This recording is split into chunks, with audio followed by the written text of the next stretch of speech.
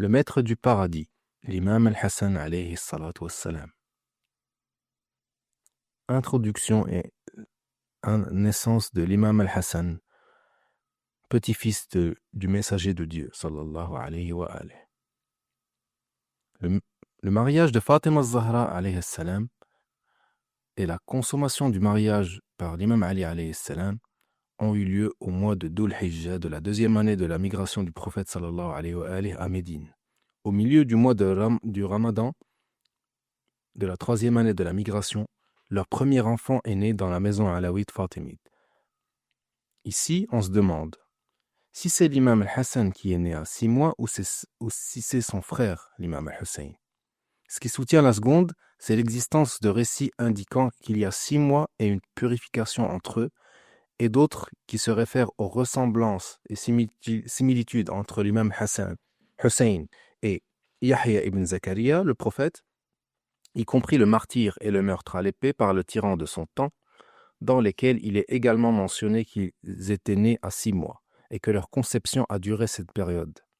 Cependant, ce qui s'oppose à cela, c'est qu'il est populaire que la naissance de l'imam al-Hussein alayhi salam est le 3e jour du mois de Sha'ban pour la 4e année de migration, et que la naissance de l'imam al-Hassan n'a été séparée de la conception de Hussein que d'une seule purification, ce qui n'est pas cohérent avec le fait que la naissance soit au mois de Sha'ban.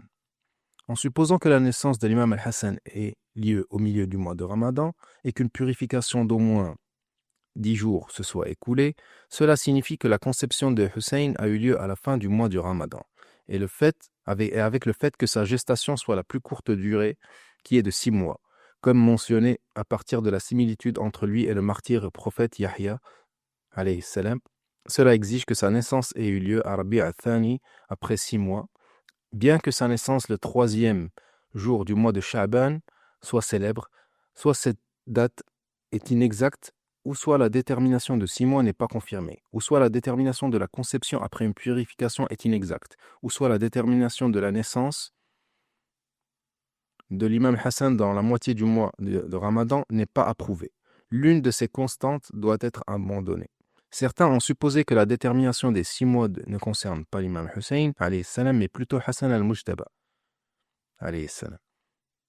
Et il se peut qu'il y ait eu une déformation due à la similitude des deux noms à l'écrit. Extrait de la sunna du prophète lors de la naissance de l'imam al-Hassan, alayhi salam. Il est dit que lorsque Hassan, le petit-fils, est né, il a été enveloppé dans une étoffe jaune et amené au messager d'Allah sallallahu alayhi wa alayhi, afin que les sunnas recommandées soient accomplies sur lui, en lui faisant l'appel à la prière dans les oreilles, le adhan dans la droite et la iqama dans la gauche, et en frottant son palais avec sa salive, ou avec de l'eau de Zamzam ou des dattes. Quand le prophète le vit dans une étoffe jaune, il la jeta loin de lui, et dans certains récits, il interdit d'envelopper le nouveau-né, sauf dans du blanc. Certains chercheurs soulignent que la blancheur est la meilleure couleur pour le nouveau-né, mais plutôt que la couleur blanche rend les autres couleurs claires. Et il est possible de théoriser sur ce que font les photographes, en particulier en photographie de mouvement. Ils disposent un papier blanc devant l'appareil photo, puis le soulèvent de celui-ci et l'appareil photo trie ensuite les couleurs naturellement. Ou peut-être s'il s'agit d'une référence à l'impact des couleurs d'une manière ou d'une autre sur la santé physique ou psychologique, ou en particulier pour l'enfant. Alors le prophète sallallahu alayhi wa alayhi a-t-il remplacé le jaune par le blanc pour tel ou tel aspect? Ou s'agit-il d'une question de dévotion dont nous ignorons la raison? Bien que nous n'ayons pas tendance à toujours jeter la question du côté de la dévotion, il est possible de connaître les causes et les sagesses de certains actes surérogatoires et détestables. Concernant le adhan et la iqama dans les oreilles, nous pouvons faire la remarque qu'il s'agit d'établir certains principes qui sont l'essence de la religion, comme un premier dossier dans la mémoire de l'être humain, et avant qu'il n'entende quoi que ce soit, et nul doute que cela pourrait impacter sa vie plus tard. Cela est sans doute différent que lorsque son ouïe et son souvenir sont pleins de bruit, de musique, etc. Également, nous nous référons à la conduite du nouveau-né. Car pendant que dans certaines familles, le nom est à l'origine de disputes et de litiges, où la mère veut le nommer par le nom de son père parce que c'est elle qui l'a supporté, et le père veut que ce soit le nom de son père parce qu'il portera son nom, et c'est ainsi que la joie se transforme en tristesse. Alors que l'imam, alayhi salam, a dit « Je ne t'aurais pas précédé, ô messager d'Allah ». Les hadiths indiquent qu'il est souhaitable de choisir un bon nom pour le nouveau-né, non pas parce qu'il émerveille le père ou la mère et qu'ensuite ce nouveau-né sera toute sa vie affecté par ce nom, de sorte qu'il ne peut ni le changer ni l'accepter. Une remarque sur le nom du fils de Haron. Nous remarquons que dans certains récits, il y a une analogie et une similarité entre le statut de l'émir des croyants, l'imam Ali, et celui de Haron le prophète, que la paix soit sur eux, et ses fils avec les fils de Haron, alayhi salam. Et ce qui lui est arrivé en violant son serment d'allégeance, et ce qui est arrivé à Haron. Nous croyons que cela est destiné à rester dans la mémoire doctrinale des musulmans, car ils lisent le Coran et connaissent le statut de Haron auprès de Moïse. Et ce qui est mentionné ici vient dans ce contexte.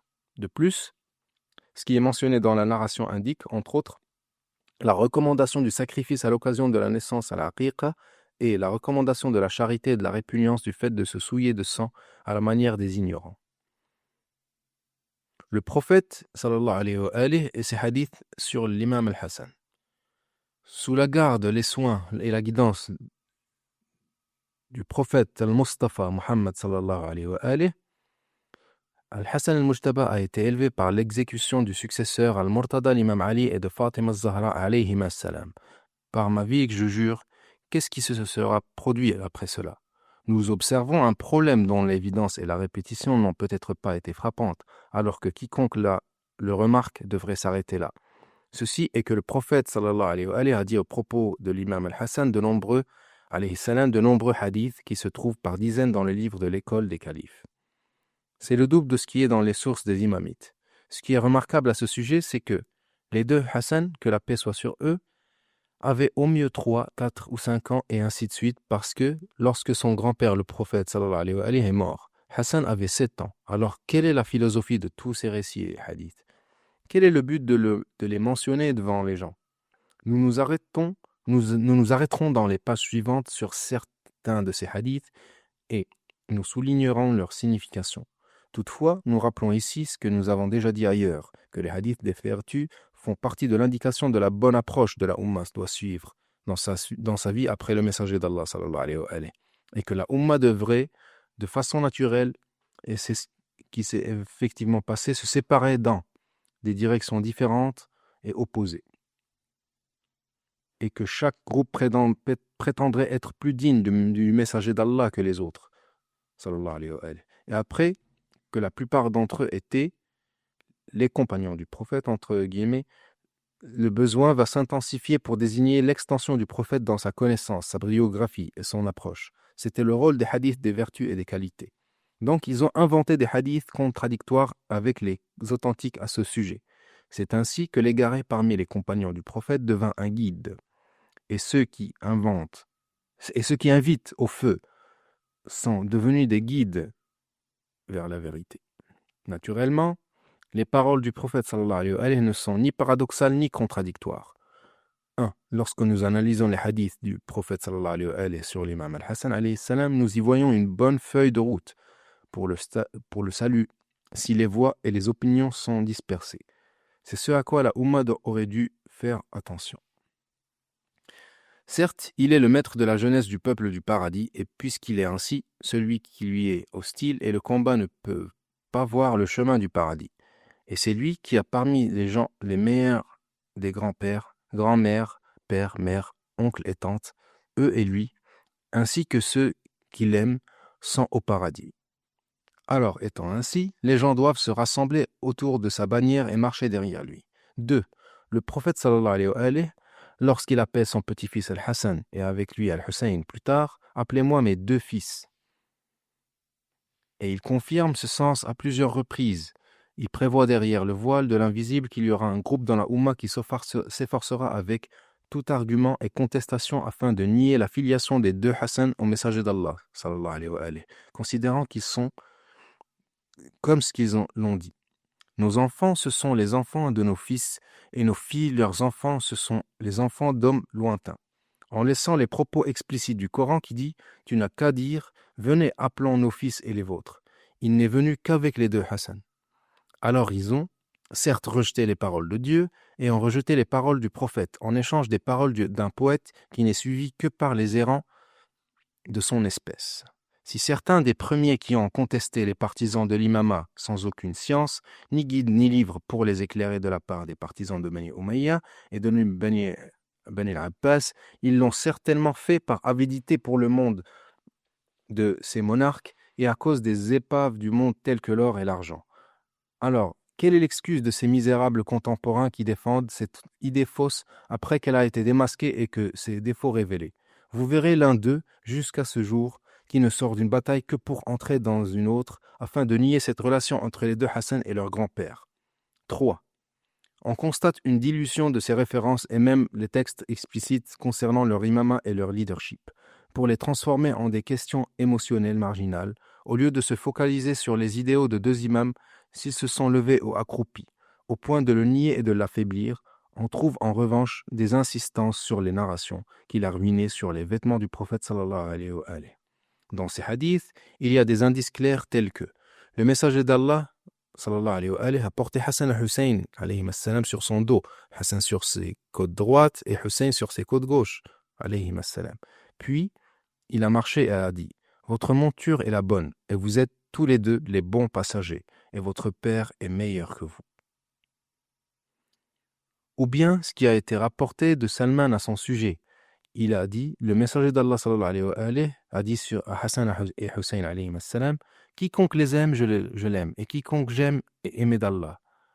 Et quiconque est aimé d'Allah entrera dans les jardins de la béatitude, et quiconque les hait ou leur fait du tort, je le hais.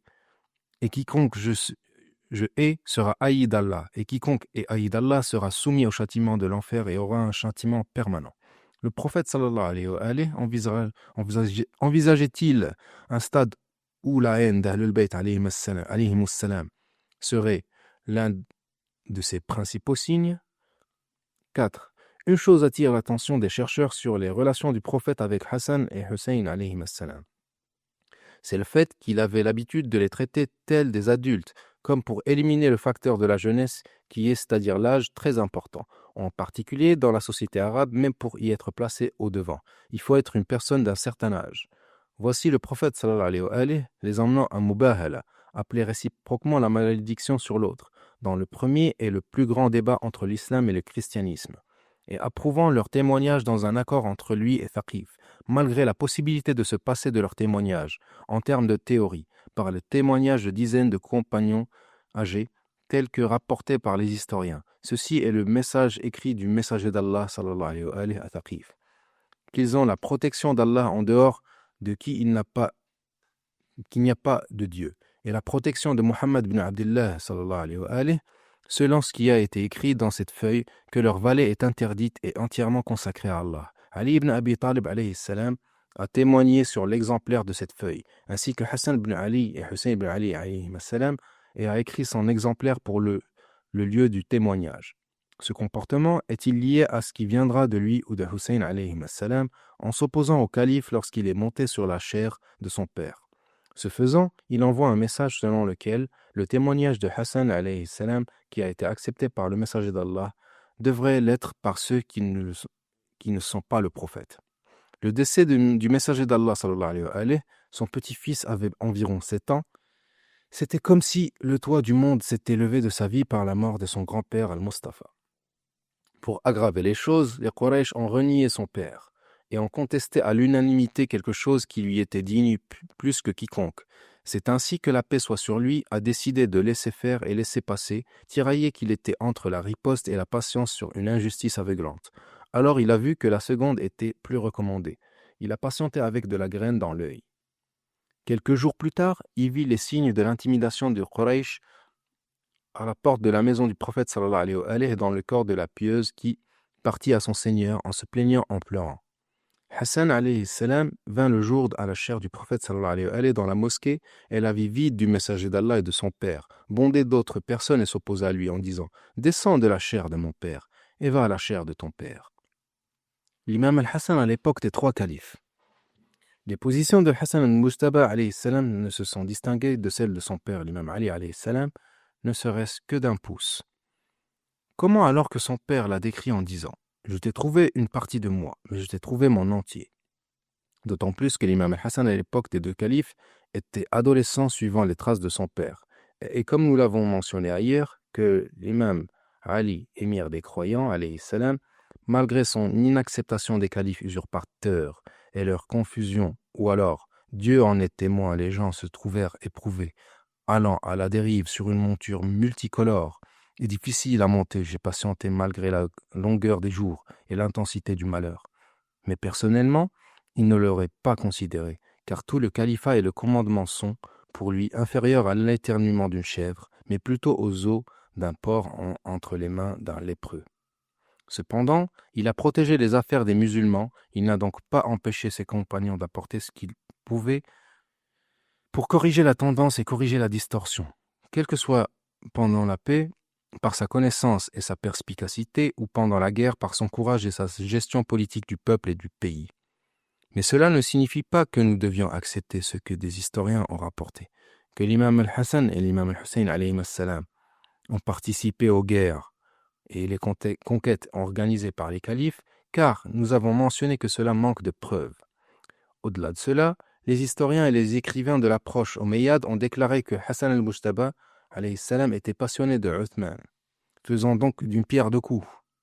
En même temps qu'il sanctifie Uthman parce que Hassan était sur sa voie. Il blâme l'imam Ali, prétendant que son fils considérait sa politique comme mauvaise. Être passionné de Uthman est une expression atténue de passionné des Omeyyades. Comment se fait-il alors que Hassan a été celui qui, immédiatement après le martyre de son père, s'est préparé pour entrer en guerre contre Muawiyah et ses partisans Omeyyades? Même si les conditions de l'armée à Koufa n'étaient pas favorables, un hadith détaillé viendra au sujet de sa confrontation avec l'approche omeyyade.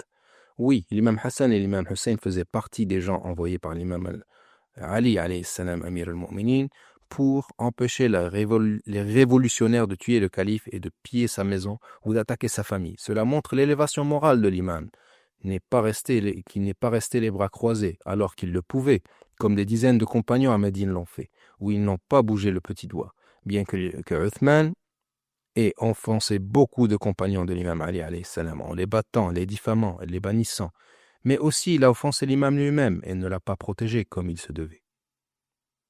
Malgré tout cela, l'imam n'a pas profité de l'occasion pour amplifier la révolte des musulmans contre Uthman, mais a essayé autant que possible de servir de médiateur entre eux et le calife, et de réparer ce qui pouvait l'être, au pire que les choses ne mènent pas à une descente dans la maison de Uthman et son assassinat.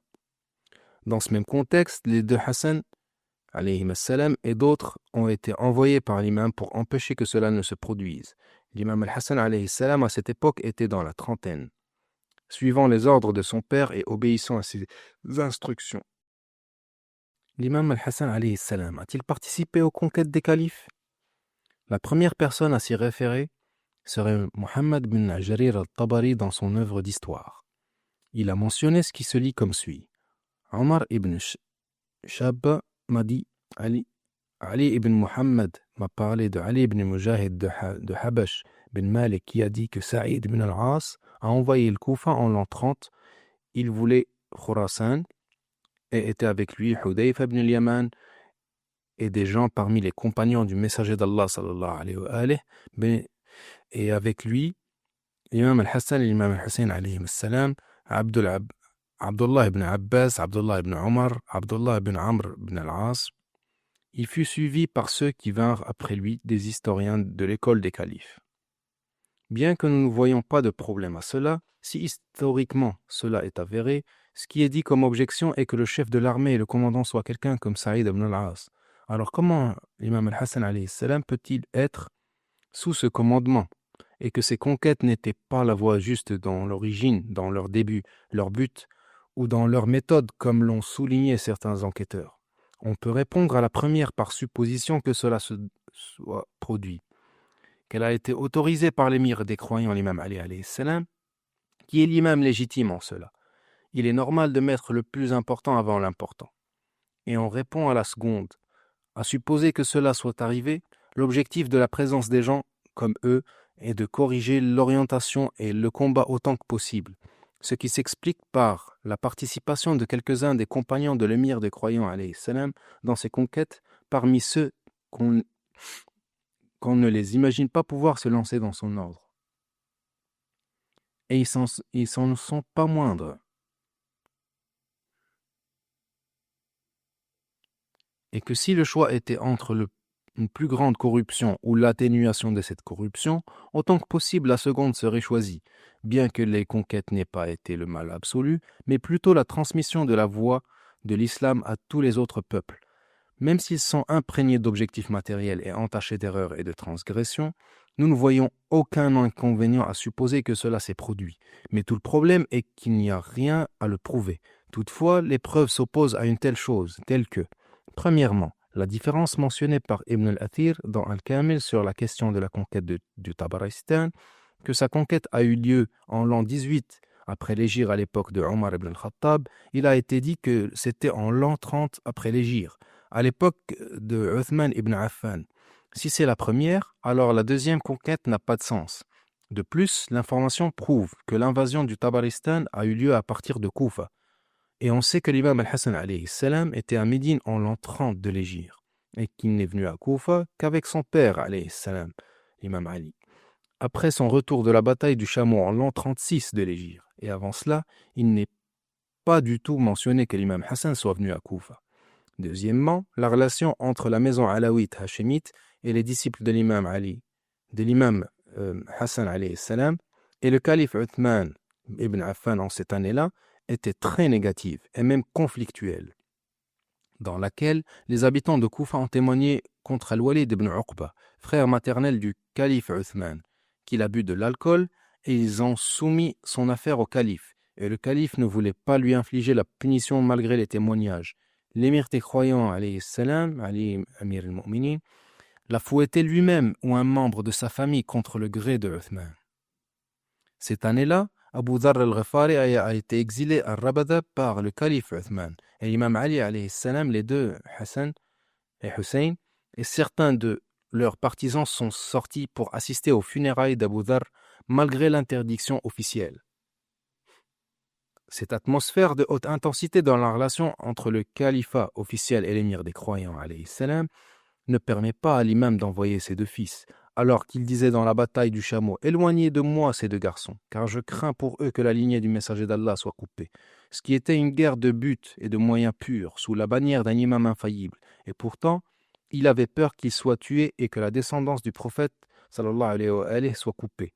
Le voyez-vous leur permettre de partir sous la bannière de Saïd ibn al-As, celui qui est parmi ceux qui ont décrit que si Banu al-As atteignait 30 hommes, il prendrait l'argent d'Allah en alternance et ses serviteurs en exploitation. Et dans ces circonstances où le calife a commencé à confronter ouvertement l'imam alayhi salam, voici le calife Uthman qui se plaint de Abdullah ibn Abbas auprès de son père Abbas ibn Abdul Muttalib, qu'il soutient ses adversaires, mais aussi pousse les gens contre lui. Alors comment ira-t-il dans cette situation, dans ses conquêtes, et sous les ordres de ses commandants? Comme les récits l'ont mentionné, parmi ceux qui étaient dans la conquête du Tabaristan se trouvait Abdullah ibn Abbas. Troisièmement, que certains de ceux qui font partie de la chaîne de transmission ont été qualifiés de mensonges et de fabrication de hadiths comme indiqué dans la marge. Aussi, nous trouvons cette information dans aucune source avant lui. Bien qu'il y ait de nombreux motifs à transmettre si c'était le cas, il est important pour les adeptes de l'école des califes de montrer l'état d'harmonie et de la compatibilité entre l'imam Ali alayhi salam et les califes pour montrer la légitimité de leur califat et le consensus islamique à ce sujet. Et le meilleur témoignage qu'ils puissent trouver est la participation des deux Hassan et Hussein alayhim assalam aux conquêtes des califes. Cependant, cette nouvelle n'a été trouvée que dans la source At-Tabari, mort en 310 après l'hégire. Et nous la trouvons dans aucun livre de biographie et les livres de hadith qui ont exposé la vie des deux imams, ni dans les livres de l'école des califes, ni dans les sources imamites. Et il est connu que les sources des imamites suivent la moindre chose de leur vie. Alors comment un événement d'une telle importance n'a pas été mentionné? Même pas une ligne dans un livre de hadith ou un livre de biographie et d'histoire.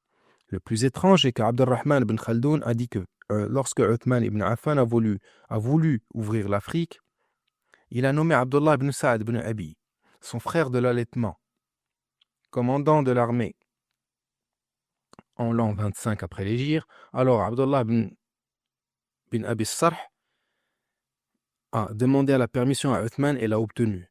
Uthman a donc consulté les compagnons et ils l'ont désigné. Alors il a préparé les soldats de Médine, y compris un groupe des compagnons du prophète parmi lesquels Ibn Abbas, Ibn Omar, Ibn Amr, Ibn al-As, Ibn Ja'far, Hassan, Hussein alayhi salam, Ibn Zubayr, et ils marchèrent avec Abdullah ibn Abi Sarh. C'est comme si Hassan et Hussein alayhi salam n'avaient d'autres soucis et d'autres travail que d'attendre qu'un chef nommé par le calife, Uthman, envahisse l'est ou l'ouest de la terre afin qu'il puisse se dépêcher pour rejoindre sa bannière. Ibn Khaldoun, mort en 808 après l'Hégire, le propriétaire de l'introduction, dans laquelle il a dit des choses incompréhensibles et a pleuré des historiens en écrivant ce qui n'a ni origine ni témoin et aucune raison ne l'accepte. Il n'a pas mentionné la source de ce qu'il a dit, mais ceux qui l'ont précédé, tels que Ibn al-Athir al-Jazari, propriétaire de l'histoire complète, mort en 630 après l'Hégire, a transmis la nouvelle de la nomination de Uthman à Sa'd ibn Abi Sarh, sans mentionner qu'il a emmené avec lui les deux Hassan et Hussein, alayhim assalam. Ni Mas'oudi, mort en 346 après l'Hégire, dans Mourouj al-Dahab, les prairies d'or. Ni At-Tabari, dans son histoire, mort en 310 après l'Hégire, n'ont mentionné cela. Où il a seulement dit « Uthman a délégué des gens pour l'Afrique et sont sortis 10 000 des Quraysh, des Ansar et des Muhajirin », bien qu'il ait mentionné ce qui précède à propos du Tabaristan, et j'y ai vu la situation. Soit Ibn Khaldoun s'est trompé à ce sujet et a cité qu'Al-Tabari a dit de la conquête du Tabaristan et l'a mis en Afrique, bien qu'il ait mentionné dans les deux endroits. Il s'agit donc d'un manque de précision dont ces sembles seront tenus pour responsables, où il l'a délibérément ajouté de lui-même, et cela est plus sévère et délicat. L'imam al-Hassan alayhi salam sous le règne de son père al-Murtada alayhi salam. Comme des chameaux assoiffés qui arrivent à l'eau froide, les gens sont venus à l'émir des croyants lui demandant de s'emparer du califat et l'informant de leur allégeance à lui, et où l'imam alayhi salam craignait qu'ils ne lui obéissent pas s'il les embarquait dans sa stricte approche de l'application de la religion. L'encombrement était si grand que les Hassanéens ont été piétinés et les deux côtes de l'émir alayhi salam ont été érodées. Hassan alayhi salam était le bras droit de son père et son sabre qui ne manque pas un coup. Si l'imam Amir al-Mu'minin alayhi salam, l'imam Ali, en commandant l'armée se dirigeait vers Basra, voici Hassan avec Abu al-Ashtar, avec Malik al-Ashtar et Ammar et d'autres à Koufa pour destituer Abu Moussa al-Ash'ari et mobiliser les partisans pour combattre les déloyaux dans la bataille du chameau. Si c'est l'un de ses rôles dans la guerre de son père en tant que propriétaire d'une bannière et que les rangs ont progressé jusqu'à ce qu'il soit dit qu'il a poignardé le chameau qui était le pivot de la bataille dans les temps pacifiques de son père aussi, il était en avant. Et cela est attesté dans des situations où l'imam Amir al-Mu'minin alayhi salam le mettait devant lui et lui demandait une réponse. Comme il est rapporté que des questions ont été adressées à Muawiyah depuis le pays de Rome, auxquelles il n'a pas pu répondre et a fait infiltrer certains de ses compagnons à Koufa afin d'interroger l'imam Ali à ce sujet, prétendant qu'il est l'un de ses partisans et l'a transféré à Muawiyah afin qu'il se vante de les avoir répondus. L'imam alayhi salam se référa à son fils Al-Hassan qui les a intégralement répondus. Avant la bataille du chameau, l'imam Al-Hassan était le porte-parole de son père, l'imam Ali al-Murtada, et quel éloquent était son père. Cependant, il envoie son fils pour s'adresser au peuple après qu'Ibn Zubayr les a incités. Ibn Atham al-Koufi a rapporté dans Al-Futuh qu'Abdullah ibn Zubayr s'est adressé aux habitants de Basra et a dit « Ali ibn Abi Talib alayhi salam est celui qui a tué le calife Omar Uthman ibn Affan. Et maintenant, il est venu pour vous faire chanter. Alors irritez-vous pour votre calife. Défendez votre harem et combattez à vos dépens. Lorsque son discours parvint à l'imam Ali alayhi salam, il dit: certes, il leur a dit que c'était moi qui avais tué Uthman ibn Affan, et il a prétendu que je voulais faire chanter les gens au sujet de leurs affaires. Alors lève-toi, mon fils, et délivre un sermon concis et éloquent au peuple et n'insulte personne. L'imam Hassan alayhi salam se leva d'un bond, loua Allah et le glorifia, puis il dit: ô gens, les propos d'Abdullah ibn Zubayr nous sont parvenus. Quant à son affirmation selon laquelle l'imam Ali alayhi salam aurait tué Uthman, les Muhajirin et l'Ansar savent que son père Zubayr ibn al-Awwam récoltait encore sur lui des péchés et lui jetait des scandales de défauts. Et j'ai vu Talha ibn Ubaydillah assis devant la porte de sa maison d'argent de son vivant, et quant à son insulte à l'imam Ali, alayhi salam, cela ne serre pas la gorge à celui qui le voulait. Et si nous voulions le dire, nous le ferions. Et quant à ce qu'ils disent que l'imam Ali faisait chanter les gens sur leurs affaires, le plus grand argument de son père Zubayr est qu'il a prétendu lui avoir prêté allégeance avec sa main sans son cœur. C'est une reconnaissance du serment d'allégeance. Et en ce qui concerne les gens de Koufa contre ceux de Basra, il n'est pas surprenant de la part des gens de la vérité d'être contre des gens du mensonge. Et je jure, nous ne combattons pas les partisans de Uthman. Et Ali doit combattre les partisans du chameau. Et salam alaikum. Il dit: alors un homme des Ansar récita des vers commençant par: bon sang, tu es le sosie de ton père. Tu t'es tenu parmi nous comme un prédicateur. Ibn Atham mentionne que l'imam Ali alayhi salam, après la bataille du chameau, envoya à Aïcha, l'épouse du prophète sallallahu alayhi wa alihi, Zayd ibn Sawhan et Abdullah ibn Abbas, portant un message de l'imam pour qu'elle quitte Basra et retourne à Médine, puis lui envoya un autre jour son fils Al-Hassan alayhi salam, et sa rencontre avec Hassan fut l'intervalle qui précipita son retour à Médine. À Siffin, l'imam Al-Hassan et Hussein alayhi salam étaient à tribord de l'armée de leur père, et ils étaient ses yeux avec lesquels il pouvait les voir et les protéger avec sa main. Autant qu'il le protégeait et le défendait, et en raison de l'intensité de leur bravoure dans leur combat. Il appela ses compagnons: éloignez ces deux de moi. La lignée du messager d'Allah sallallahu alayhi wa sallam ne s'interrompra pas par eux. Cependant, les deux Hassan et Hussein alayhi salam étaient plongés dans la guerre et arrosaient leurs épées du sang de leurs ennemis. Hassan al-Mujtaba alayhi salam, le maître du peuple, est son imam. Avec le martyr de l'émir des croyants, alayhi salam, l'imam Ali, par le coup perfide d'Abdurrahman bin Muljam, maudit soit-il, Hassan al-Mujtaba alayhi salam a pris le relais après lui par la désignation originale qui venait du messager d'Allah, sallallahu alayhi wa alayhi. Dans sa parole bien connue, Hassan et Hussein sont deux imams, et sa nomination par l'imam, l'émir des croyants, alayhi salam, en étant le meilleur parmi les musulmans de son temps, avec l'accord de ses grands partisans de son père à Koufa. L'imam al-Hassan n'a pas tardé à mettre en œuvre la stratégie de son père pour affronter Muawiyah militairement, alors qu'il a renié leur accord à Dawmat al-Jandal après Siffin et l'incident d'arbitrage, et a commencé à propager les troupes militaires, terrorisant les partisans de l'émir des croyants en les tuant et les volant. Et l'imam a été martyrisé alors qu'il préparait son armée à se battre à nouveau. Alors, l'imam Hassan al-Mujtaba est venu pour continuer cette marche. Il s'est préparé et est sorti pour un Nakhila, un camp extérieur à Koufa, et ont afflué vers lui ceux qui voulaient combattre. Pour certaines circonstances, elles seront mentionnées en parlant du compromis de l'imam Hassan et des théories qui y sont mentionnées. L'apaisement a été fait entre Muawiyah et ses partisans du peuple de Sham, et entre l'imam Hassan alayhi salam et les musulmans en général. Un document de réconciliation y a été écrit, dont les termes et conditions seront mentionnés.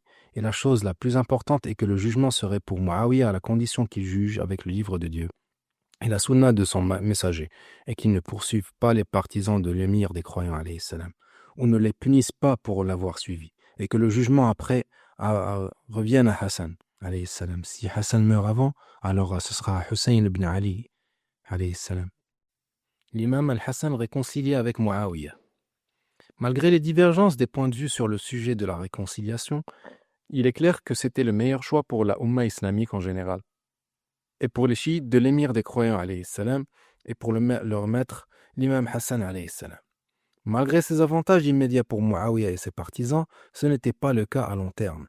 Ce qui a amené Muawiyah à penser sérieusement à se débarrasser de l'imam al-Hassan et à l'assassiner, Muawiyah, bien qu'il n'ait aucune expérience du combat ni le courage de la confrontation directe, mais il était un expert en assassinat caché, la ruse secrète et le meurtre par le poison. Il l'a sûrement fait à plusieurs reprises avec ses ennemis, ses rivaux et même ses compagnons. Alors pourquoi ne pas le faire avec l'imam al-Hassan et se débarrasser de lui? Et qu'est-ce qui l'en empêche? Un engagement religieux ou alliance morale ou un traité. Tout cela pour lui ne vaut rien. Et c'est ce qui s'est passé. Pour être exécuté par Ja'da ibn bint al-Ash'ath bint Qais al-Kindi, qui était l'épouse de l'imam al-Hassan à condition qu'elle l'empoisonne en échange de devenir l'épouse de Yazid, maudit soit-il.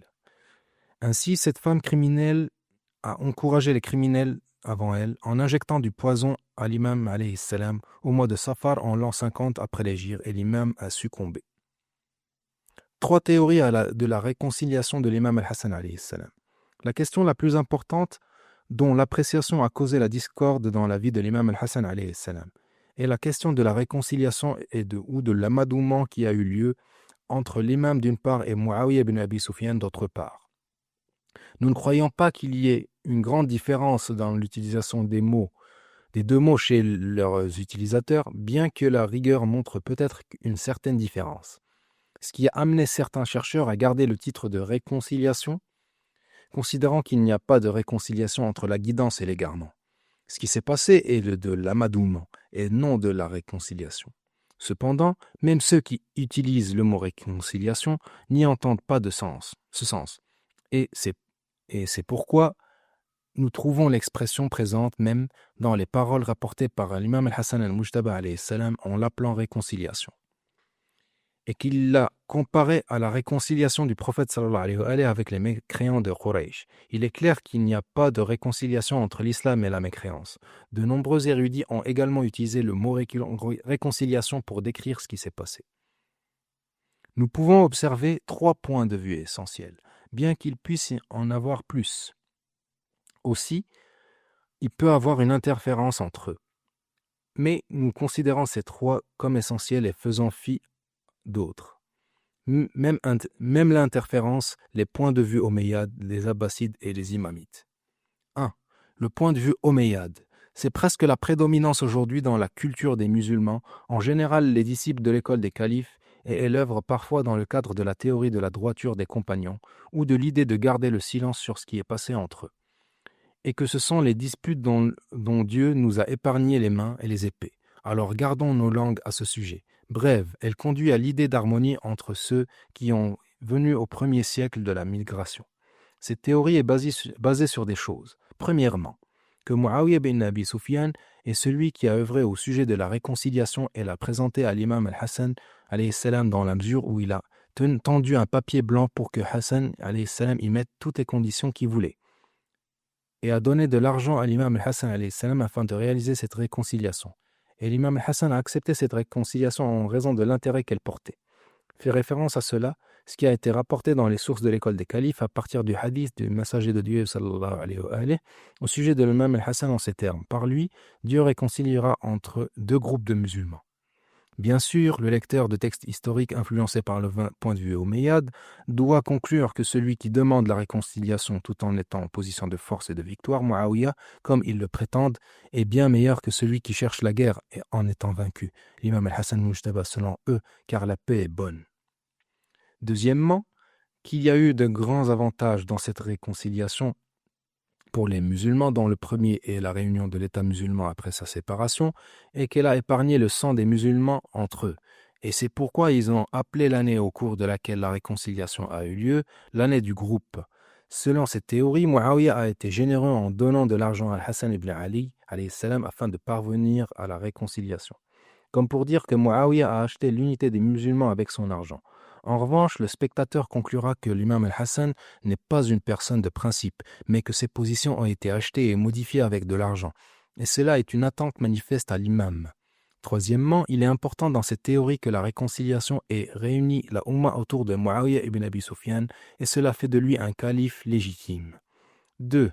La théorie extrémiste abbasside. Si la théorie omeyyade s'efforçait de tirer profit de la question de la réconciliation pour établir la légitimité de l'autorité omeyyade et de passer de celle-ci au titre des califes, alors la vision abbasside, spécialement celle formulée par l'abbasside Mansour, était très extrêmement agressive.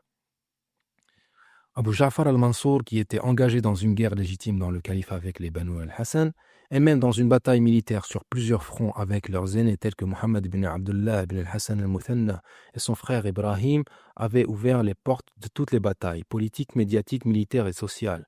Il a emprisonné les Banu al-Hassan et ses petits-enfants, et certains d'entre eux y sont morts, et a mené une bataille militaire avec Muhammad al-Nafs al-Zakiyya quand il lui a envoyé une armée, puis après avoir éliminé Mohammed et Ibrahim, il s'est servi des talibines pour ne laisser aucun adolescent. Sur le plan politique et médiatique, il a mené une guerre pour dénaturer les symboles des grands talibines d'une manière dont les Omeyyades, qui sont leurs ennemis traditionnels, n'ont pas fait le 10 du 10e. Quiconque regarde son message à Mohammed al-Nafs al-Zakiyya, il trouve beaucoup d'hostilité à l'égard de l'émir des croyants, alayhi salam, Hassan et Hussein, alayhi salam. Et la preuve de ce dont il s'agit est ce qui est relatif à l'imam Hassan et sa réconciliation. Mansour l'a abusivement offensé en tant que grand-père de ceux qui se sont révoltés contre lui. Et dans l'un de ses discours publics, il a mentionné Hassan ibn Ali et sa réconciliation avec la pire mention possible. Et il ne fait aucun doute que cette méthode d'évaluation de l'acte de l'imam al-Hassan, mais aussi de l'action de son père et de son frère, se reflètera dans la poésie des poètes de la cour, et les hadiths des prédicateurs des prières plurielles, et ainsi de suite. Dans l'une de ses lettres à Mohammed, il résume ce qui s'est passé entre Muawiyah et l'imam al-Hassan en disant « Puis Hassan l'a vendu à Muawiyah pour des chiffons et des dirhams, et a allé à Hijaz laissant ses partisans entre les mains de Muawiyah et a légué l'affaire à celui qui ne le mérite pas, et a pris de l'argent illicite. Si vous y méritiez quelque chose, vous l'avez vendu et avez pris son prix. Je ne trouve pas de mots qui puissent décrire l'étendue de ce manquement que de sa part à l'égard de l'imam al-Hassan alayhi salam, qui selon lui a vendu le califat pour des chiffons et des dirhams, et a rejoint le Hijaz, et qu'il a livré ses partisans à Muawiyah, et a pris de l'argent illicite. Cela ne m'étonne pas. Celui qui dit à quelqu'un comme l'imam Ja'far as-Sadiq, sachant qu'il n'a pas participé au mouvement des Banu al-Hassan, « Savez-vous pourquoi je vous ai invité ? Je voulais détruire votre bien-être, et épeurer vos cœurs, et tailler vos palmiers, et vous laisser à Sarat. Personne ne vous approchera du peuple du Hijaz et du peuple de l'Irak. Ils sont corrompus pour vous. Il n'est pas surprenant qu'il parle si mal à propos de quelqu'un comme Hassan ibn Ali al-Zaki. Le lecteur devrait réfléchir sur l'écart entre les paroles de ce dirigeant tyrannique à propos de l'imam al-Hassan et les paroles du messager d'Allah à son sujet, où il le considérait comme étant le maître de la jeunesse des gens du paradis, et que celui qui l'aime m'a aimé, et celui qui le hait m'a haï. Et plusieurs hadiths similaires mentionnés dans d'autres pages, nous verrons également que les pires paroles des orientalistes à l'égard de l'imam Hassan al-Mujtaba alayhi salam sont comme si elles avaient été littéralement copiées sur les paroles d'Al-Mansour al-Abbasi. 3. La vision chiite de la réconciliation. Cette vision, dans diverses expressions, découle du fait que Hassan ibn Ali est un imam sage et infaillible. Bien qu'il le soit, il n'est pas raisonnable que son choix de réconciliation ou de ses dispositions soit en dehors du cadre de la sagesse et de l'intérêt pour la religion et la Ummah. En particulier, l'imam en a parlé et a expliqué ses avantages à plusieurs occasions, comme en comparant sa réconciliation avec Muawiyah et la réconciliation du messager d'Allah avec Quraysh, tel qu'indiqué dans la raison des lois de Sheikh al-Saduq. Et Abu Sa'id Aqisa a dit « J'ai dit à Hassan ibn Ali ibn Abi Talib alayhi salam, ô fils du messager d'Allah, pourquoi as-tu fait la réconciliation avec Muawiyah alors que tu es la vérité et Muawiyah est un transgresseur égaré ?» Il dit « Ô Abu Sa'id, ne suis-je pas la preuve d'Allah qui soit exalté sur sa création et leur imam après mon père alayhi salam ?» Et j'ai dit « Oui. » Il dit « Ne suis-je pas celui à qui le messager d'Allah sallallahu alayhi wa alayhi a dit « Et à mon frère Hassan et Hussein sont deux imams qui se soient levés ou accroupis ?» J'ai dit « Oui. » Il dit Je suis donc un imam si je me lève et je suis un imam si je m'assois. Ô Abu Saïd, la raison de ma réconciliation avec Muawiyah est la raison de la réconciliation du messager d'Allah, que les prières et les bénédictions de Dieu soient sur lui et sa famille, avec les Bani Damra et les Bani Ashja, et avec les gens de la Mecque quand il a quitté Hudaybiyah. Ce sont des mécréants par la révélation. Et Muawiyah et ses compagnons sont des mécréants par l'interprétation. Ô Abu Saïd, si je suis un imam de la part d'Allah, qu'il soit exalté, il n'avait pas à traiter de stupide mon opinion sur la réconciliation ou la guerre.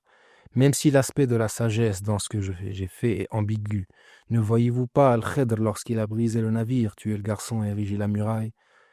Moïse, alayhi salam, s'est indigné par suspicion jusqu'à ce qu'il lui explique l'aspect de la sagesse. C'est comme ça que je suis.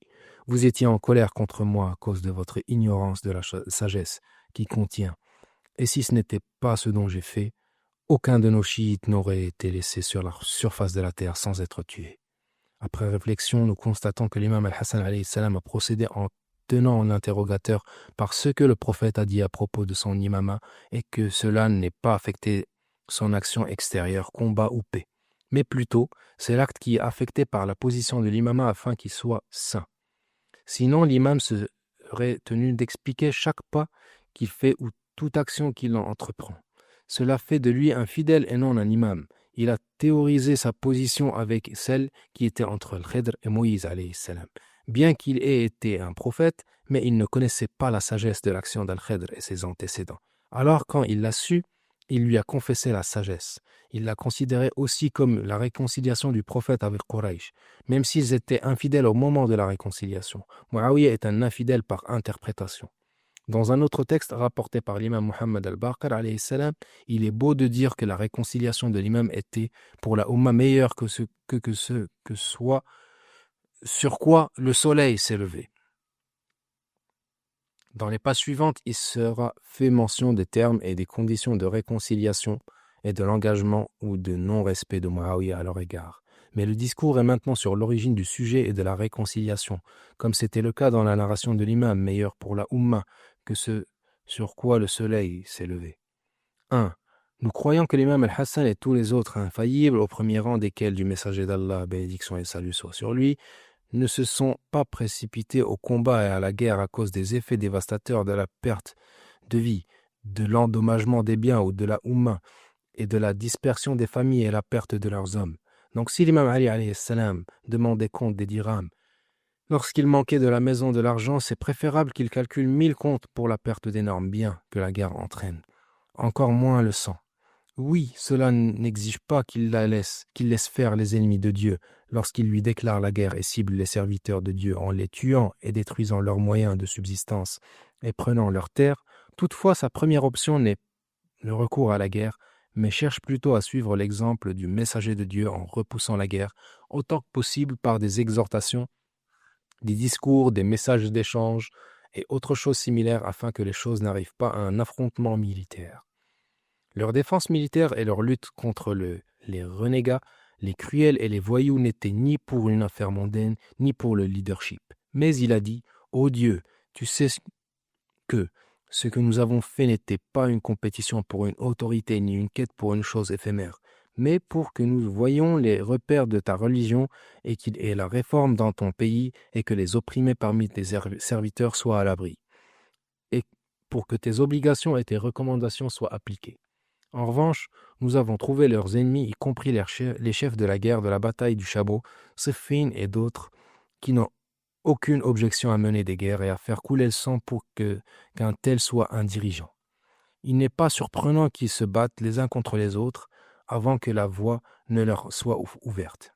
Alors que la logique des infaillibles est « Par Allah, je me soumettrai tant que les affaires des musulmans seront épargnées, et que l'injustice ne soit que sur moi en particulier, pour rechercher la récompense et la vertu de cela, et leur renoncer aux parures pour lesquelles ils rivalisent. » En conséquence, la réconciliation et le pacifisme n'étaient pas quelque chose d'exceptionnel ou une hérésie répréhensible. 2. La réconciliation du prophète, bénédiction et salut soit sur lui et sa famille, avec les Qurayshites n'a pas été comprise par certains de ses compagnons. C'est pourquoi certains musulmans s'y sont franchement opposés et sont L'ordre de se dissocier de l'ihram a été désobéi par beaucoup d'entre eux, pour qu'ils leur montrent plus tard la sagesse, les implications et les avantages d'une telle réconciliation. Il n'est pas surprenant que l'incident se soit répété sans que certains ne se servent de la leçon précédente, de sorte que l'imam a fait l'objet d'objections, comme lors de la Hudaybiyah. Ils se sont opposés au prophète sallallahu alayhi wa alayhi, et à l'imam Ali alayhi salam dans l'affaire de l'arbitrage. La réponse était la réponse. 3. La réconciliation est l'amadouement bien qu'exigé dans ces circonstances, mais cela ne signifie pas qu'il faut tout laisser à l'agresseur. Il y a une autre bataille qui n'est peut-être pas moins difficile. L'histoire de la réconciliation et ses conditions. L'érudit El-Badri a souligné que la vision traditionnelle qui existe parmi les contemporains s'appuie sur des narrations qui ont été déclarées dans le livre Al-Irshad de Sheikh Al-Mufid et sur les explications des événements et le déroulement de la réconciliation. Il souligne que les récits de Al-Irshad sont grandement influencés presque littéralement dans certains endroits par les récits d'Abul Faraj al-Isfahani dans Maqatil al-Talibinin. Chose qui l'a donc fait maintenir une position de réflexion et de critique. Le résumé de ce qu'a mentionné Al-Mufid dans Al-Irshad est que Muawiyah a marché vers l'Irak pour le prendre. Quand il a atteint le pont de Manbij, l'imam Al-Hassan alayhi salam s'est déplacé à envoyer Hujr ibn Adi et a ordonné aux travailleurs de marcher et mobiliser les gens pour le djihad avec lui, parmi lesquels certains étaient des chiites pour lui et son père, la paix soit sur eux, et d'autres les kharijites cherchant à combattre Muawiyah par toutes les ruses. Et certains ont suivi par fanatisme les chefs de leur communauté sans se référer à la religion. Il marcha donc jusqu'à Hammam Amr, puis il arriva à Deir Ka'b et descendit à Sabat derrière le pont, où il passa la nuit. Le lendemain matin, que la paix soit sur lui, il voulut tester ses compagnons et discupler leurs conditions d'obéissance à lui, distinguer ainsi ses alliés de ses ennemis, et être perspicace dans la rencontre avec Muawiyah et les gens de Sham. Alors il ordonna d'appeler les gens à la prière collective. Ils se rassemblèrent et il monta à la chaire et s'adressa à eux et dit « Louange à Dieu avec toutes les louanges qui lui ont été adressées. Et j'atteste qu'il n'y a pas d'autre divinité qu'Allah, chaque fois qu'un témoin lui rend témoignage. Et j'atteste que Muhammad sallallahu alayhi wa alayhi est son serviteur et messager. Il l'envoya avec la vérité et lui confia la révélation. Mais après, par Allah, j'espère être ce jour la créature d'Allah la plus sincère envers les autres créatures, et je n'ai de rancune envers aucun musulman, et je ne lui veux aucun malheur. En vérité, ce que vous détestez dans le groupe est mieux pour vous que ce que vous aimez dans la séparation. En vérité, je vous observe mieux que ce que vous vous observez. Alors ne désobéissez pas mon ordre, et ne rejetez pas mon avis. Que Dieu me pardonne et me guide et vous guide vers ce qui contient l'amour et la satisfaction. Il dit alors les gens se regardèrent les uns les autres et dirent « Que pensez-vous qu'il veuille par ce qu'il a dit ?» Ils dirent « Nous pensons qu'il veuille se réconcilier avec Muawiyah et lui remettre l'affaire. » Et ils ont dit « Nous jurons par Dieu que l'homme a mécru. » Puis ils ont attaqué sa tente et l'ont pillée, jusqu'à ce qu'ils lui enlevèrent sa natte de prière. Puis Abdurrahman ibn Abdullah ibn Jal al-Azdi l'a attaqué et lui a retiré son vêtement de ses épaules, de sorte qu'il soit resté assis tenant l'épée sans habit. Puis il l'appela son cheval et le monta. Ses chiites proches l'encerclèrent et le protégèrent contre ses ravisseurs. Et il dit « Appelez-moi Rabi'a et Hamdan. » Et ils les rappelèrent. Et ils l'entourèrent et le repoussèrent le peuple loin de lui. Et il marcha avec un groupe de gens, et quand il passa dans l'obscurité de Sabat, un homme de Bani Asad appelé Al-Jarrah ibn Sinan vint à lui. Il avait une rapière en main, et il prit la bride de sa mule et dit « Dieu est grand, tu as associé à Allah, ô Hassan, comme ton père l'a fait auparavant. » Puis il l'a poignardé à la cuisse et l'a fendu jusqu'à ce qu'il atteigne l'os. Et Hassan alayhi salam l'a embrassé et ils sont tous tombés par terre. Un homme parmi les chiites de Hassan alayhi salam du nom de Abdullah ibn Khattal al-Ta'i sauta sur lui et lui arracha la rapière de la main et l'éventra avec elle. Un autre appelé Zabayan ibn Amara lui coupa le nez et il en périt.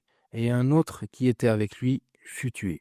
Hassan alayhi salam a été transporté sur un lit à Al-Madain. Alors ils l'ont logé chez Saad ibn Mas'ud al-Thaqafi, qui était l'agent de l'émir du croyant alayhi salam. L'imam Hassan l'avait maintenu alayhi salam. Et il s'est occupé de lui, même à soigner sa blessure. Un groupe de chefs tribaux écrivit leur obéissance à Muawiyah, maudit soit-il, en secret, l'exhortant à marcher vers eux et lui garantissant la livraison de Hassan alayhi salam quand il s'approcherait de sa troupe, ou le tuer ou le tuerait. Cela est parvenu à Hassan. Il a reçu le message de Qais bin Sa'd à son sujet et il l'a mis en œuvre avec Ubaydullah ibn Abbas lorsqu'il partait de Koufa pour rencontrer Muawiyah pour le repousser de l'Irak.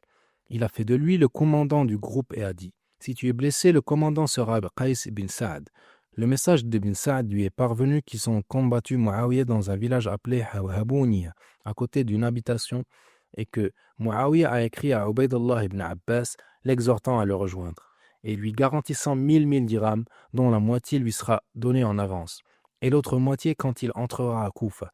Ubaydullah ibn Abbas se glissèrent dans le camp de Muawiyah pendant la nuit.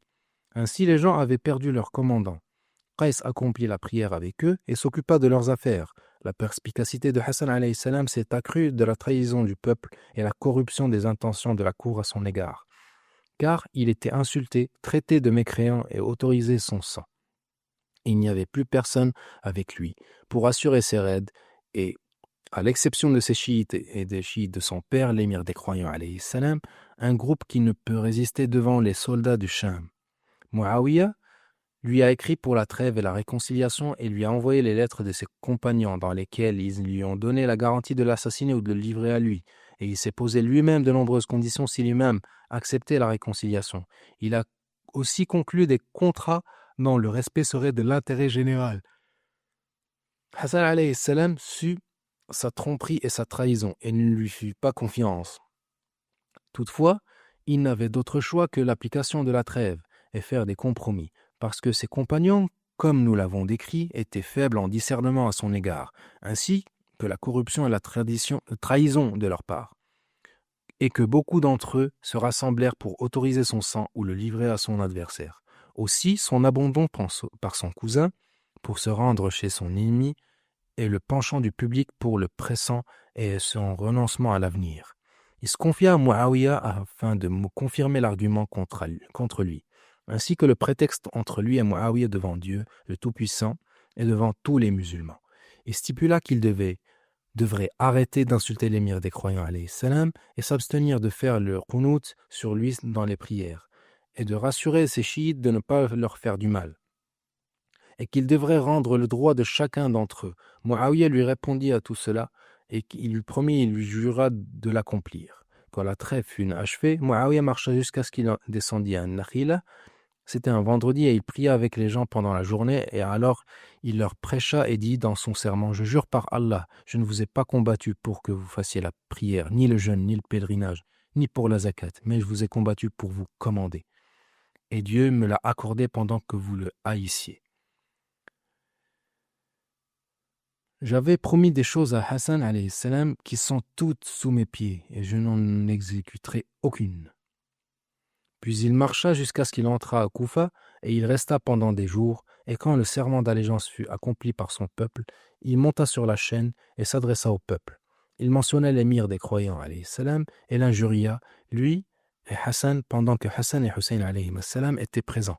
Alors Hussein se leva pour lui répondre et Hassan le prit par la main et l'assit, puis se leva et dit « Ô toi qui mentionnes Ali, je suis Hassan et mon père est Ali, et tu es Muawiyah et ton père est Sokhr, et ma mère est Fatima, et ta mère est Hind, et mon grand-père est le messager d'Allah, et ton grand-père est Harb, et ma grand-mère est Khadija, et ta grand-mère est Qatila. Alors qu'Allah maudisse ceux d'entre nous dont le souvenir est le plus occulte, et ceux dont la dignité est la plus misérable, et les plus anciens dans la mécréance et l'hypocrisie. Certains des gens de la mosquée ont dit « Amin, Amin ».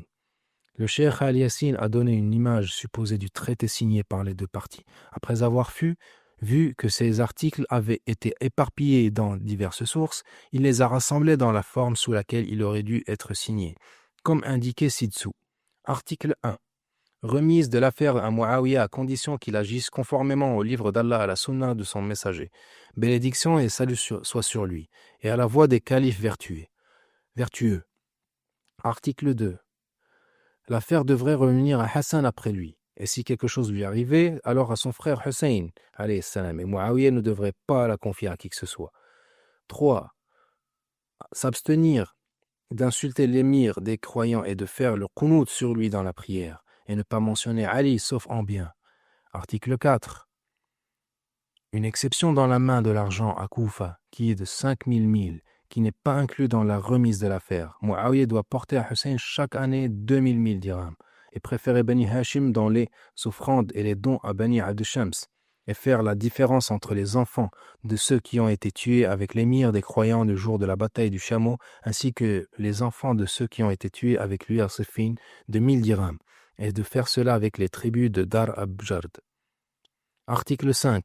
Les gens sont en sécurité là où ils se trouvent sur la terre de Dieu, à Cham, en Irak, au Hijaz et au Yémen, et que les Noirs et les Rouges soient sécurisés et que Muawiyah endure leur défaillance et de ne poursuivre personne pour ce qui s'est passé, et de ne pas traiter le peuple d'Irak avec hostilité. Et les compagnons d'Ali sont en sécurité là où ils sont, et qu'on ne fasse pas de mal aux chiites de l'imam Ali, et que les compagnons de l'imam Ali et les chiites sont eux-mêmes en sécurité, leurs biens, leurs femmes et leurs enfants, et que personne parmi eux ne doit faire l'objet d'une poursuite ni être exposé à un mal, et que les droits de chacun soient restaurés, à condition qu'il ne veuille aucun mal à Hassan ibn Ali, ni à son frère Hussein, à aucun des gens de la maison du messager d'Allah, sallallahu alayhi wa alayhi, secrètement ou ouvertement, et qu'il effraie personne d'entre eux, sous quelque horizon que ce soit. Cheikh Al-Yassin a commenté la formulation des textes du traité de l'imam Hassan alayhi salam en ces termes.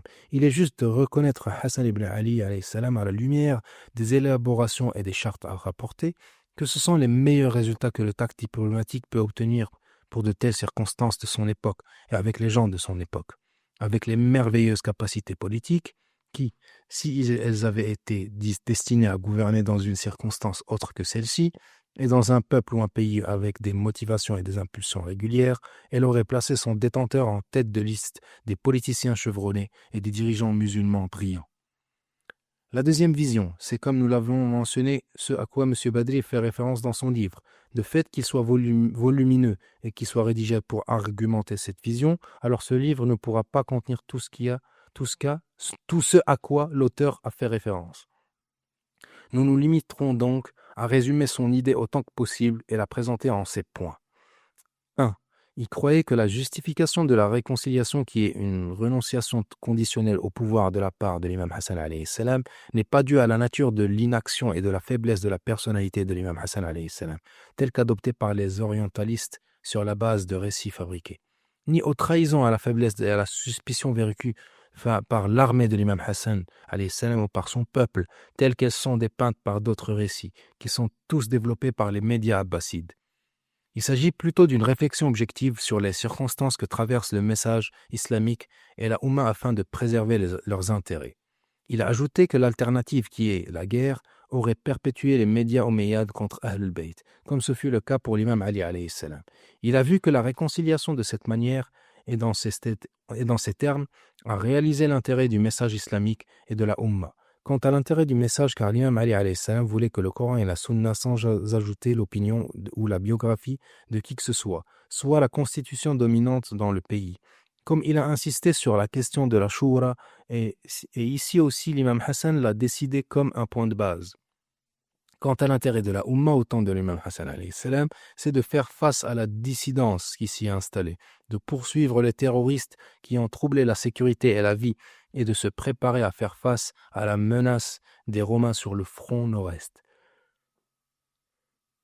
Ainsi, l'imam Hassan alayhi salam a traité la dissidence incurable avec la thèse de la concession conditionnelle. Que l'État soit un, que Muawiyah soit le premier président, car les gens de Cham lui ont prêté allégeance. Puis l'imam Hassan après lui, parce que le peuple de l'Irak lui a prêté allégeance, dans des conditions fixées par l'imam Hassan alayhi salam pour assurer les intérêts de ses chiites sans préjudice des intérêts du peuple de Cham. Il a dit, la meilleure solution pour Muawiyah était de rester sur Cham pour qu'il devienne pur Omeyyade, et l'Irak reste pour Hassan, de sorte que la division se perpétue dans la Oumma et que Cham reste loin de la guidance alawite. L'imam a rejeté cette solution. Il faut plutôt que le monde islamique soit un, ouvert les uns aux autres, et que le jugement devrait être conforme au livre d'Allah et de la sunna de son prophète, sans la voix des deux chers, et qu'il devrait s'abstenir de maudire et d'injurier l'imam Ali alayhi salam, mais plutôt qu'il devrait seulement être mentionné en bien et que ses chiites devraient être en sécurité. Dans ce cadre, M. al-Badri croit à la pertinence de comparer à la réconciliation de l'imam Hassan alayhi salam à celle de son grand-père, le messager de Dieu, et qu'elle est meilleure que ce sur quoi le soleil s'est levé. Dans l'analogie, il devrait noter les résultats et les avantages qui se sont produits pour l'islam à l'époque du prophète et les comparer à ceux produits dans la réconciliation de Hassan. 3. Badri considérait dans son livre l'imam Hassan que la base du problème de la compréhension de la réalité de la réconciliation est due au récit rapporté du livre Martyr des Talibines, qui, quoi qu'il soit, restent des récits familiers loin de comprendre la personnalité et les mouvements de l'imam alayhi salam, et ils ne sortent pas de ce cadre par le transfert de Cheikh al-Mufid. Et la plupart de ces récits avaient été développés à l'époque des Abbassides sur l'effet du conflit avec les Hassanides, en particulier le célèbre récit le dit de Muawiyah. Toutes les conditions que j'ai accordées à Hassan sont sous mes pieds. Et il a vu que c'est loin d'être cru, d'autant plus que Muawiyah était confronté à une série de défis, parmi lesquels la révolution kharijite de l'intérieur et le défi des Romains de l'extérieur. Il n'était pas raisonnable d'ouvrir un front supplémentaire en même temps contre lui et de reprendre la guerre après qu'elle se soit calmée avec les chiites de l'imam. D'autant plus qu'il est connu pour avoir la maîtrise de soi, afin d'atteindre un régime stable. Compte tenu des termes du traité, qui ont été rédigés par l'imam où Muawiyah lui a envoyé un papier blanc dans lequel Hassan alayhi salam a écrit ses conditions, il ne dépasse pas le Coran et la Sunna. Pareillement, que les chiites de l'imam Ali soient eux-mêmes rassurés, ainsi que leur richesse, mais aussi préférer les Bani Hashim et Bani Abd Shams dans le don, cela fait partie de ce que stipule le Coran et la Sunna, et que Hassan alayhi salam n'appelle Muawiyah l'émir des croyants, car pour quelqu'un d'autre, Ali ibn Abi Talib alayhi salam est un surnom innové. Il a remis en question les récits concernant les dons financiers. 5. M. al-Badri souligne que, contrairement à ce qui est célèbre parmi les historiens imamites, Muawiyah s'est engagé à respecter les termes et conditions de la réconciliation pendant 10 ans, et que, tant que l'imam al-Hassan était en vie, et qu'en conséquence, de nombreux résultats ont été obtenus, car il a empêché la division de se poursuivre et ses effets inéluctables d'apparaître. L'État s'est consacré à poursuivre les takfiri kharijites, la sécurité a été établie pour tous les musulmans dans leurs pays de l'Est et de l'Ouest. Il était également consacré à la lutte contre la menace du roi des Romains sur le front nord-est et de Cham. Et la fausse menotte médiatique contre l'imam Ali alayhi salam a été brisée. Les gens de Cham et d'autres ont su qu'il a été opprimé et lésé de son droit par les Quraysh musulmans, et qu'il est l'imam al-Hadi à qui les versets du Coran et les hadiths du prophète sallallahu alayhi wa alayhi ont témoigné, comme en témoignent ceux qui l'ont fréquenté. Ils reçurent les paroles du messager d'Allah sallallahu alayhi wa alayhi à son sujet le jour de Ghadir, celui dont je suis le maître. Ali est donc son maître. Ô Dieu, sois l'ami de celui qui le prend pour ami, et sois l'ennemi de celui qui le prend pour ennemi. Viens en aide à celui qui l'aide et abandonne celui qui l'abandonne. Ainsi